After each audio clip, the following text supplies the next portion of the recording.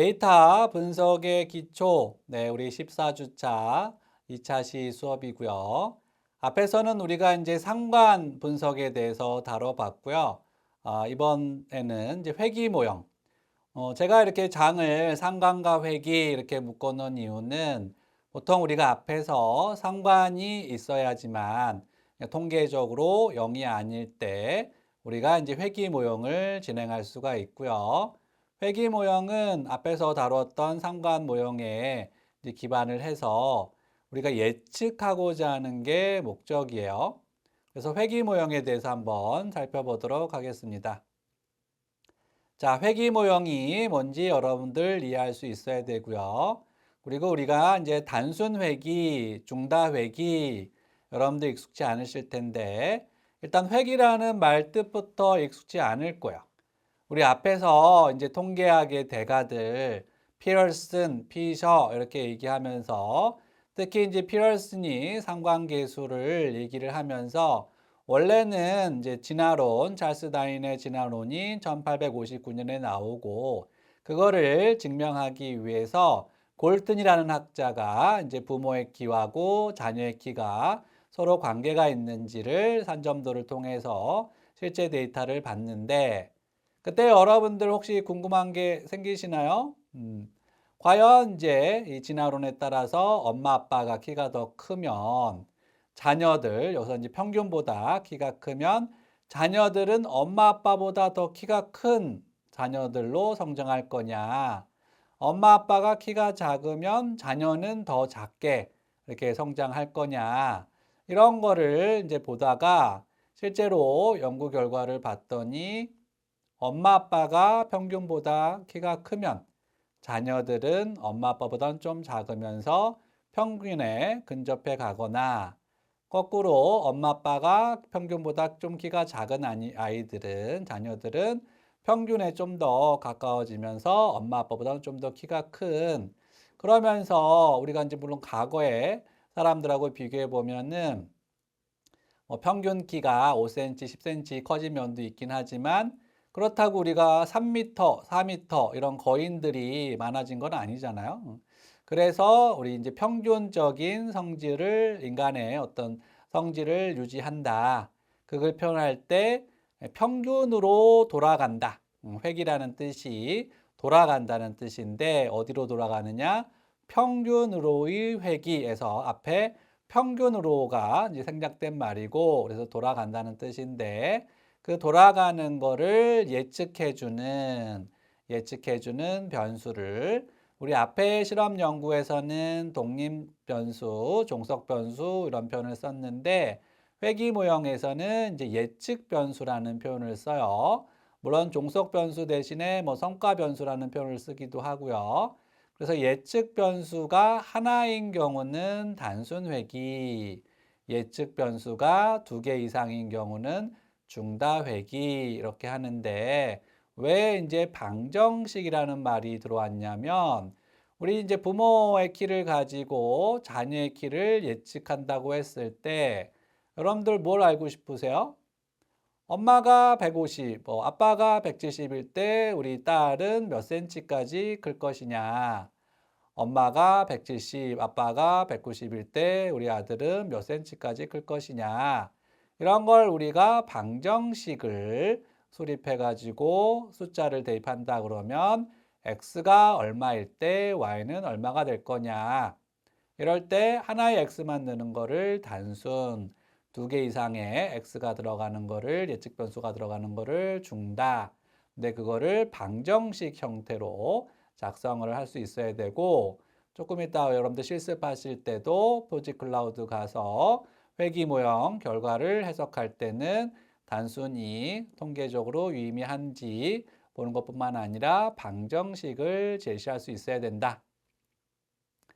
네, 그래서 회귀 모형인데 우리 앞에서 이제 상관에 일반화시키기 위해서 여러 가지 가정 중에 정규성, 독립성, 등분산성 이런 가정들이 있는데 그럴 때 이제 선형성 여러분들 기억나시나요? 이거는 이제 고급 통계라서 우리가 다 다루진 않겠지만 기본적으로 초기 회귀 모형에서는 선형의 함수 관계, 그걸 영어로는 이제 리니어하다. 뭐 이거의 반대말은 리니어의 부정이 난리니어 비선형이다 이렇게 표현하는데요. 일단 이제 회귀 모형 자체는 우리 앞에서 배웠던 T 검정과 F 검정을 이용해서 통계적인 의사결정을 합니다. 새로운 분포를 가지고 하는 건 아니고 우리가 이 평균에 비교해서 배웠던 T 검정과 F 검정을 이용해서 회귀 모형을 보는 거고요. 자, 그럴 때 t-테스트 아노바와 회귀 모형의 차이는 뭐다? 물론 이제 고급 통계에서는 달라지긴 하지만 우리가 이제 현재 기초 통계에서는 종속 변수는 동일하게 연속 변수이고 그리고 예측 변수도 연속 변수일 때 우리 t-테스트 아노바에서는 독립 변수는 범주형에서 as.팩터로 범주형 변수 만들었는데 그게 아니라 연속 변수 간의 상관을 기반으로 한 예측 모형이고요. 그래서 어떤 변수 우리가 설명하고자 하는 종속 변수가 다른 변수 예측 변수에서 설명이 된다라고 보는 겁니다. 그래서 우리가 예측 모형이다라는 표현을 쓰고요. 우리가 이제 머신러닝, 딥러닝 얘기를 하면서 결국은 분류와 예측이 핵심이다. 그래서 우리가 회귀 모형 같은 경우는 로지스틱 회귀, 고급 통계이긴 한데 머신러닝 이 부분에서 아마 이제 로지스틱 회귀를 이용한 여러 가지 이 뉴럴 네트워크를 여러분들도 볼 수가 있고요. 그런 것들은 특히 종속 변수가 연속은 아니에요. 고급 통계에 해당이 되는데 로지스틱 회귀는 그래서 성공이냐 실패냐 합격이냐 불합격이냐 그래서 이제 우리가 오늘까지는 기초라서 종속 변수가 연속인 거를 다뤘는데 이제 고급 통계에 가면은 우리 상관에서도 그거 배웠잖아요. 원래는 두 개가 다 연속 변수 이상일 때 피어슨 상관계수를 구할 수 있는데 서열적도일 때는 스피어맨의 등위 상관계수를 구한다든지 이분 변수일 경우는 이연 상관계수, 특히 둘 다 이분 변수일 때는 파이 계수 이렇게 구하는 것처럼 나중에 이제 그거의 연장선상이 회귀 모형에서도 종속 변수가 이분 변수일 때 그 대표적인 게 로지스틱 회귀라고 해서 상당히 머신러닝, 딥러닝에서는 많이 활용하는 방법입니다. 좀 더 이제 자세한 방법은 우리 모두의 데이터과 두 번째 과정에서 여러분들이 배우시면 되겠습니다. 자, 회귀 모형과 우리 회귀 방정식. 그래서 앞부분 설명했지만 단순 회귀 하나의 예측 변수로 존속 변수를 예측을 한다. 그 다음에 회귀 방정식을 우리가 작성할 수 있는데 1차 직선의 방정식이다. 자, 여러분들 혹시 이 식, 우리가 순식간에 우리 이제 아노바 제가 설명하면서 아마 이제 중급 통계라서 자세하게 설명하면 이제 한없어서 간단하게 이런 이제 수리 모형이 있어요 하고 넘어왔는데 아마 오늘은 조금 더 자세하게 설명을 해보도록 하겠습니다. 우리가 앞에서 아노바의 이제 회귀 모형 같은 아노바의 어떤 수리 모형 같은 경우는 Y 종속 분수에 해당이 되는 Y의 아래점자가 IJ 왜냐면 이제 J는 그룹이기 때문에 I는 인디비주얼 개인이고 이렇게 표기했는데 회귀 모형에서 물론 이제 나중에 그룹을 고려하는 회귀 모형이 있습니다. 그게 이제 다층 모형이긴 한데 우리는 아직 거기까지 가진 않았고 기초 회귀 모형이라서 Y는 I 개인만 고려하는 이렇게 I 아래점자 여러분 눈이 좋아야 되겠죠? 아래점자 이렇게 들어갔고 그리고 아노바에서도 이제 비슷한 모양이었는데 뮤 전체 평균 여기에 해당이 되는 거는 베타 제로, 베타 제로가 뮤에 해당이 되는 부분이고요. 흔히 이제 직선의 방정식에서는 절편이다라는 표현을 써요. 그래서 베타 제로는 절편. 더하기 베타 원. 베타 원이 우리 아노바에서는 집단 간의 효과 알파 이런 표현을 썼는데 여기서는 x에 대한 기울기. 그래서 베타 원은 기울기라고 쓰고요. x는 i. 그다음에 더하기 뭐가 있느냐? 단순히 베타 원 플러스 베타 제로 플러스 베타 원 곱하기 xi 이렇게 쓰면은 우리가 1차 그냥 방정식인데 뒤에 플러스 2i 그다음에 2i는 정규 분포인데 평균은 0. 표준 편차 분산은 시그마 제곱 이렇게까지 써야지. 제가 이제 논문 이제 그 비판할 때 비평할 때도 우리가 연구 방법에 이 수리 모형을 제시해 줄 필요가 있는데 특히나 이 뒤에 부분 이 에러가 어떠한 분포를 갖는지 여기까지 써야지 회귀 모형이다. 우리 분산 분석 모형에서도 여기까지 썼습니다. 예. 네, 그렇다고 했을 때 여러분들이 이제 실습할 때 과제에서 구하는 회귀 방정식은 어디까지 구하는 거냐면 우리 바로 오른쪽에 써 있죠. yi hat은 베타 제로 hat. 우리 모자 모양처럼 생겼다고 해서 hat hat이라고 부르고요. 더하기 베타 원의 hat 곱하기 xi 이렇게 돼서 회귀 방정식은 우리가 이제 추정된 값을 이용해서 무엇을 추정하는 거냐? 우리가 앞에서 상관을 추정하듯이 절편과 기울기를 추정을 한다. 정확하게 얘기를 하면은 이제 절편은 0이어도 회귀 방정식에 큰 지장을 주지는 않고 특히나 우리 절편을 0으로 만드는 회귀 방정식을 표준화 회귀 방정식이라고 부르고요. 여기서 중요한 거는 우리 상관에서 상관계수가 통계적으로 의미하느냐 0이냐 아니냐 이런 것처럼 베타 1 우리가 1차 방정식 배우실 때 기울기가 0이 아닌 게 조건이에요. 1차 방정식이. 안 그러면은 이제 평형선이 되기 때문에 여기도 베타 1이 0인지 아닌지 그거를 가지고 우리가 t-테스트를 해서 통계적으로 유의미한 기울기다. 통계적으로 유의미한 절편이다. 이렇게 추정을 하는 겁니다. 자, 다시 한번 설명을 드리면 그래서 우리가 하고자 하는 거는 이 회귀 모형의 개수, 절편과 기울기가 있는데 얘를 우리가 수집한 자료를 이용해서 추정하는 거예요. 추정할 때는 일단 예측 오차, 예측 오차를 최소화하는 물론 이제 우리가 이런 말을 썼지만 실제로는 얘도 우리 이제 공식화 해가지고 머신러닝처럼 여러 가지 경우의 수를 마이닝 기법으로 찾는 게 아니라 좀 이따 다룰 이제 공식이 도출이 되는데 공식에 따라서 예측 오차를 최소화하는데 그럼 예측 오차를 최소화하는 거를 어떻게 우리가 결정할 거냐? 그게 우리 통계에서 가장 핵심 나올 수 있는 추정 방법입니다. 자, 다양한 개수 추정 방법이 있는데 가장 먼저 나온 추정 방법은 Ordinary Least Square라고 해서 최소 자승 추정 방법이 있어요. 이거는 이제 실제 값과 실제 내 관찰한 값과 회귀 방정식을 통해서 예측한 예측값의 차이. 그걸 우리가 예측 오차다. 근데 그거가 데이터가 100개가 있으면 100개의 예측 오차가 나오겠고 그 100개의 예측 오차를 다 합쳐서 그거의 총합이 최소가 되게 해야 되는데 앞에서 우리가 뭐를 배웠어요?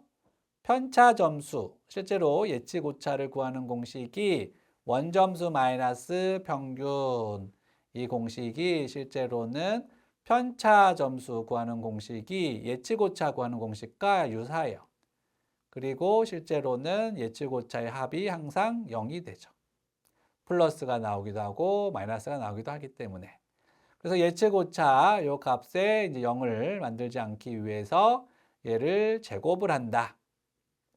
예측 오차의 총합을 우리가 제곱을 해서 그 제곱이 이제 스퀘어라는 표현이고 영어에서 제곱이 스퀘어예요. 걔를 최소화하는 게 리스트. 그래서 이제 최소 자승 추정법 OLS. 여기서의 포인트는 절편과 기울기를 추정하는 거다. 자, 여기 우리 직선의 방정식이 있을 때 우리 앞에 13주차 때도 여러분들 T 검정 동계량 제한하는 공식과 아노바 테이블의 F 집단 간 분산은 집단 내 분산으로 나눠준다. 집단 간 분산을 두 표본 분산의 비율로 한 것처럼 여기서도 이제 공식이 여러분들 제시가 돼서 참 부담스럽다 할 텐데 이제 마지막이에요. 예, 우리 과정 중에 이제 공식이 등장하는 거는 우리 14주차의 마지막이니까 여러분들 이제 드디어 마지막 산을 넘는다 생각하시고 한번 보시겠습니다. 기울기는 우리가 그릭 문자로 베타하고 아래 점자로 단순 회귀 방정식이기 때문에 1. 그런데 이제 기울기를 어떻게 구할 수 있느냐 봤더니 어떻게 구할 수 있어요? 밑에 분모는 뭐였나요? 분모는 x는 우리가 아는 예측 변수. 여기 스몰 s 제곱은 분산을 얘기하는 거죠. 그래서 x의 분산분해. 그 다음에 x하고 y하고 스몰 s는 이게 뭐냐면 x, y의 공분산을 얘기하는 겁니다. 공분산에서 이제 저기 루트를 씌운 게 s, y가 되는 거고, 그럴 때 얘를 식을 다시 변형해 보면 어떤 식으로 바뀌냐면은 우리 여러분들 기억나시나요? 상관계수는 뭐라고 그랬어요? 상관계수는 공분산을 어떻게 주는 거다? x의 표준 편차하고 y의 표준 편차로 나눠주는 거다. 그 공식을 이용을 해가지고 우리가 저렇게 이제 r로 이제 바꿔주고, 그러면 이제 r은 공분산 분의 x의 표준 편차, y의 표준 편차 이렇게 되니까 이제 이런 식을 정리를 하면은 어떤 식이 되냐면 우리가 왼쪽에 보는 식처럼 r 곱하기 x의 표준 편차 분의 y의 표준 편차. 자, 여기까지 왔으면 이제 우리가 세 가지 정보를 알면 놀랍게도 기울기가 자동으로 나온다는 거예요. 어떤 정보? x, 예측 변수의 표준 편차, y, 성과 변수, 종속 변수의 표준 편차, 그리고 두 변수 사이의 상관계수, 여기서 이제 피어스는 상관계수겠죠. 그게 이제 우리가 구하면 되는데, 근데 우리가 표준화 회귀 방정식으로 하는 거는 어떻게 시키는 거냐면 x의 표준 편차하고 y의 표준 편차를 동일하게 하는 거예요. 동일하게 우리가 척도를 변환하는 건데, 그럼 분자 분모가 동일해지면 어떻게 될까요? 1이 되겠죠. 1이 되고 사라지고, 그러면 표준화 회귀계수, 표준화 회귀계수 단순 회귀 모형에서 기울기는 뭐랑 같아진다? 상관계수랑 같아진다. 그래서 우리가 표준화 회귀계수 나중에 단순 회귀에서 구하시면 상관회귀랑 동일해지고요. 그리고 이제 절편 베타 제로 햇을 보시면 y의 평균 마이너스 베타 1의 햇은 어떻게 구할 수 있냐? 옆에서 우리 구했어요. 기울기 예측 우리가 추정해가지고 구한 거를 대입하면 되고 곱하기 x의 평균 x바. 그러면 총 절편은 몇 개의 정보를 알면은 우리가 구할 수 있느냐? 얘도 5개의 정보. 우리가 괜히 기술통계량을 배운 게 아니네요. x의 평균 x바, y의 평균 y바, x의 표준 편차, y의 표준 편차, x, y의 상관계수 이렇게 5개를 알아내면 절편도 구할 수가 있고 기울기도 구할 수가 있다. 네, 이럴 때 이제 우리가 오차를 앞에서 구했는데 우리 앞에서 추정할 때는 절편과 기울기만 추정을 했지만 오차 분산을 추정할 수도 있다. 오차 분산이 적을수록 추정의 정밀도가 높다. 그래서 표준 오차와 정밀도는 역의 관계를 가지고 우리가 그거를 예측 오차라고 하기 때문에 예측을 붙이는 경우도 있고, 또 하나는 예측 변수로 설명하고 그다음에 설명하지 못한 부분 그거를 남은 부분이라 해서 잔차. 실제로 이제 회귀 모형에서 더 많이 쓰는 표현은 자, 우리 이제 마지막 외계어들 등장하죠. 레지듀얼 잔차 분산 이렇게 부릅니다.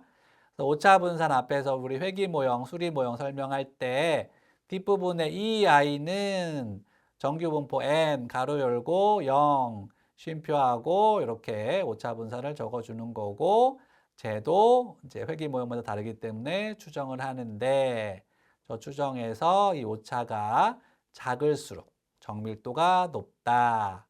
지금 보시면 뭐가 있냐면 이 추정의 표준 오차 언제 정확한 추정이 될까요? 우리가 추정을 하는데 회귀계수를 추정하고 엄마 아빠의 키를 가지고 딸과 아들의 키를 예측하고 싶은데 언제 정확하게 예측할 수 있느냐?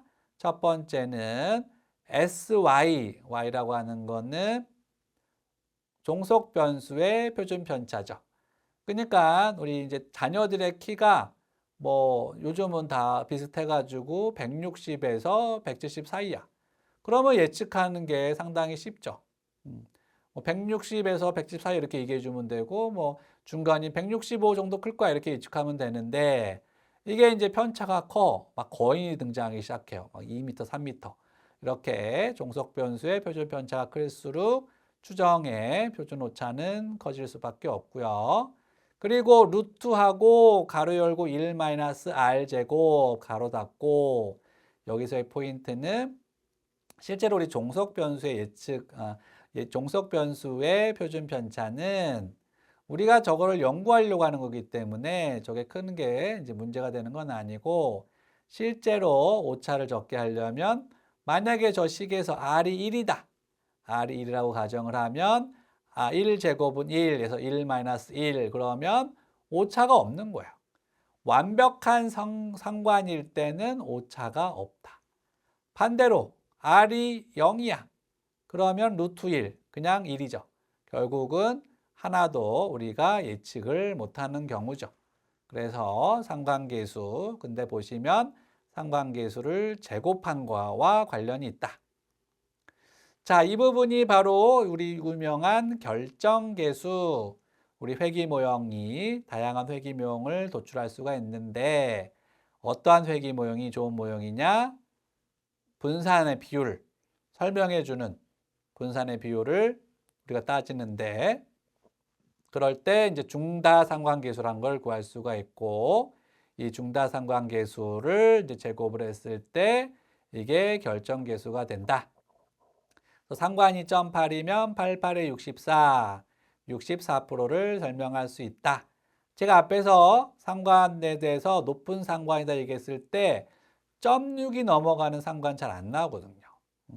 근데 0.6이 된다고 해도 66에 36, 36%밖에 설명을 못 해요. 그래서 실제로는 설명량이 이렇게 많지는 않은데 그런 걸 우리가 결정계수라고 한다. 자, 여기까지가 이제 기본적인 단순 회귀 모형이었고요. 중다 회귀 모형이라서 새로운 얘기가 있긴 있지만 이제 기본적으로는 여러 예측 변수 2개 이상으로 종속 변수를 예측하는 거고 앞에서 봤던 절편은 동일하게 하나인데 베타 제로 헷 그러나 이제 기울기는 베타 1 헷, 베타 2 헷, 베타 k까지 그래서 우리 인문사회과학에서는 이제 간단 명료성을 선호해서 5개에서 10개 변수로 설명하는 게 좋다. 뭐 많아봐야 20개 이렇게 얘기했는데 요즘 데이터 마이닝이 상당히 인기를 끌면서 요즘은 데이터 이제 그 양 우리가 늘렸을 때 변수의 숫자도 동일하게 많은 변수로 설명해줘도 이제 좋은 모형이다라고 하는 분야가 있어요. 경영이라든지 이렇게 매출액을 예측하는 모형들. 그러나 여전히 학문에서는 내가 어떤 거를 설명할 때 내가 10,000가지 변수로 자녀들의 학업 성취도를 설명할 수 있어요. 그러면 연구 한 사람이나 안 한 사람이나 동일한 거 아닌가? 근데 그게 아니라 한 5개 변수로 맨날 나서 하는 얘기들이 있죠. 기본적으로 중요한 건 공부 시간입니다. 아이들의 동기, 아이들이 투지를 가지고 부모들도 서포트 해주고 선생님과 상호작용하고 이런 이제 변수를 찾아내는 거. 결국 그게 이제 중다회귀 모형의 목적이기도 하고 우리 인과 추론 혹은 인과 추론까지 갈 수 없는 경우도 있긴 한데 양적 연구의 목적이기도 합니다. 자, 그럴 때 여러분들 한 가지 주의해야 될 게 있어요. 우리 상관에서 주의해야 될 거 뭐라고 그랬죠? 상관을 인과 추론으로 해석하면 안 된다. 그런 것처럼 우리 회귀 모형에서도 여러분들 주의할 점이 있는데 가장 주의할 점은 뭐다? 가장 주의할 점은 여러 개의 예측 변수를 선택할 때 공차라는 개념이 있어요.